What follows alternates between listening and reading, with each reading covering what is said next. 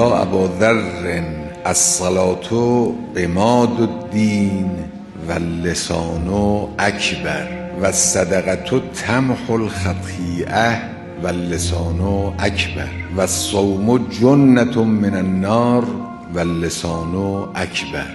مراد این است که با این قطعه کوچک از اعضای بدن انسان میتوانه همه چیز رو زیر و زبر کنه. نماز را هم میتوانه بی اثر کنه، روزه را هم میتوانه بی اثر کنه، یا متقابلا نماز را از فضیلتی بیافرینه این زبان که از فضیلت نماز بالاتر باشه، یا فضیلتی بیافرینه که از فضیلت صدقه و صوم و جهاد بالاتر باشه. زبان اینه دیگه. یک کلمه حرف انسان بزنه یک فتنه ایجاد، یک کلمه حرف بزنه یک جماعتی رو با یک جماعتی بدل کنه، عکسش هم ممکنه یک جماعتی رو به خیر و صلاح برسونه.